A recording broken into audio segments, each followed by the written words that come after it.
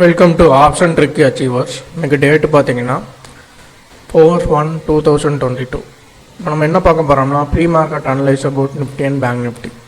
நம்ம Indian market பார்க்குறதுக்கு முன்னாடி நம்ம இன்டர்நேஷ்னல் மார்க்கெட் பார்த்துடலாம். இப்போ காலையில் வந்து சிங்கப்பூர் நிஃப்டி ஓப்பன் ஆயிடுச்சு. சிங்கப்பூர் நிஃப்டி வந்து ஓப்பன் வந்து பார்த்திங்கன்னா பாசிட்டிவ் காட்டுது. அதே மாதிரி இந்தியன் ப்ரீ மார்க்கெட்டும் பாசிட்டிவ் காட்டுது. ஆனால் நம்மளுக்கு அமெரிக்கன் மார்க்கெட் வந்து நெகட்டிவ் காட்டுது. ஜப்பான் மார்க்கெட் பார்ப்போம். ஜப்பான் மார்க்கெட் நிக்கி 225 வந்து பாசிட்டிவ் காட்டுது.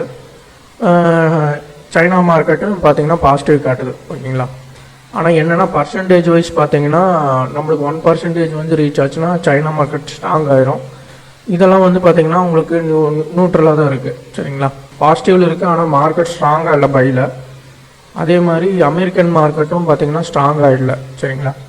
அப்போது சைனா மார்க்கெட்டும் அமெரிக்கன் மார்க்கெட்டும் ஸ்ட்ராங் இல்லை பை ட்ரெண்டில்.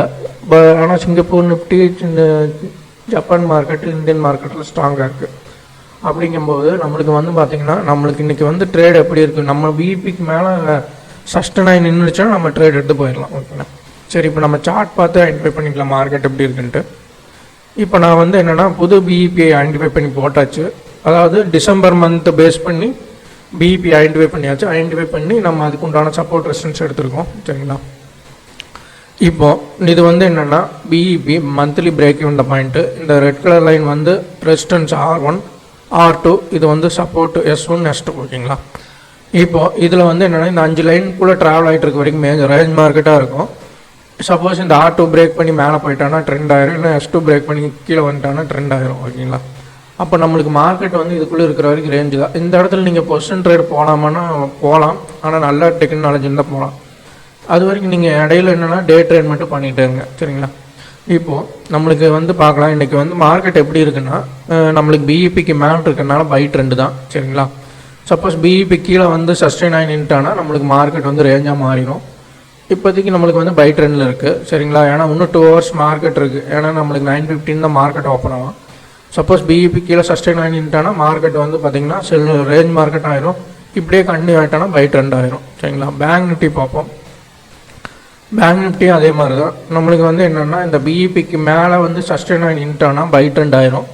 இல்லை திரும்பியும் வந்து இந்த பிஇபி கிட்ட வந்து ரேஞ்ச் மார்க்கெட் மாதிரி ஃபார்ம் ஆகிட்டோன்னா நம்மளுக்கு ரேஞ்ச் மார்க்கெட் ஆயிரும். அப்படிங்கும்போது நம்ம அதுக்கேற்ற மாதிரி ட்ரேட் பண்ணி நம்ம ப்ராஃபிட் பண்ணிக்கணும். ஓகேங்களா?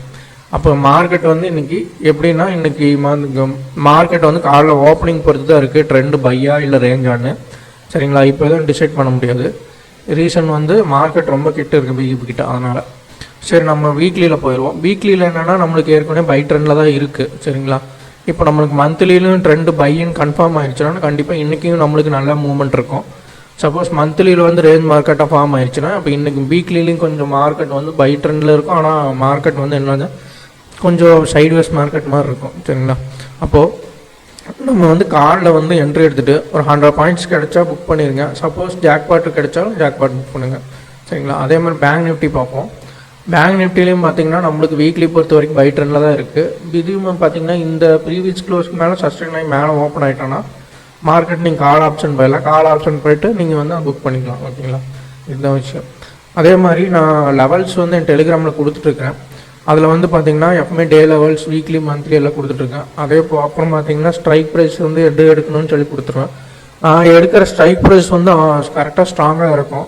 ரீசன் வந்து ஒன்று அந்த ஸ்ட்ரைக் ப்ரைஸ் வந்து நீங்கள் கரெக்டாக எடுத்து கரெக்டாக ட்ரேட் பண்ணி ஜாக்பாட் ஈஸியாக கிடைக்கும். அதாவது டென்ஷன் எமோஷன் இல்லாமல் ட்ரேட் பண்ணலாம். அதே மாதிரி எது ஆக்டிவேட் ஆகிடுச்சுன்னு நான் மென்ஷன் பண்ணுவேன். அப்புறமா பர்ஃபார்மன்ஸ் ரிப்போர்ட் கொடுத்துருவேன். இதெல்லாம் வந்து வெறும் எஜுகேஷன் பர்பஸ்க்காக தான். இந்த இடத்துல என்ட்ரி எடுங்க, இந்த இடத்துல க்ளோஸ் பண்ணுங்கள் அப்படின்னு சொல்லி இந்த இன்டென்ஷனோடு கொடுக்கறதில்ல. நீங்கள் வந்து ஜஸ்ட் இதை வந்து யூஸ் பண்ணி நீங்கள் ட்ரேட் பண்ணி ப்ராஃபிட் பண்ணுறக்காக. சரிங்களா? அதுக்கப்புறம் பார்த்திங்கன்னா இந்த வீக் வந்து கிளாஸ் கண்டக்ட் பண்ணுறேன். ஃப்ரைடே வந்து ஈவினிங் வந்து அந்த கிளாஸ்க்கு நீங்கள் வந்து யாராவது இன்ட்ரெஸ்ட்டாக இருந்தால் ஜாயின் பண்ணிங்க. ஏன்னா இன்னொரு 4 days தான் இருக்குது. சரிங்களா? 4 days வந்து நீங்கள் எனக்கு இப்போ கன்ஃபார்ம் பண்ணால் தான் நான் அதுக்கேற்ற மாதிரி பிளான் பண்ணுவேன். சப்போஸ் அப்படி இல்லை அப்படின்னா நான் நெக்ஸ்ட் வீக் நான் போஸ்ட்போன் பண்ணிடுவேன். ஓகேங்களா? இதுக்கப்புறம் பார்த்திங்கன்னா உங்களுக்கு ஏதாவது டவுட்ஸ் ஏதாவது இருந்ததுன்னா டெலிகிராமில் மெசேஜ் பண்ணி கேளுங்க. ஓகே. அதுக்கப்புறம் என் யூடியூப் சேனலை வந்து சப்ஸ்கிரைப் பண்ணுங்கள், லைக் பண்ணுங்கள், ஷேர் பண்ணுங்கள். தேங்க்யூ.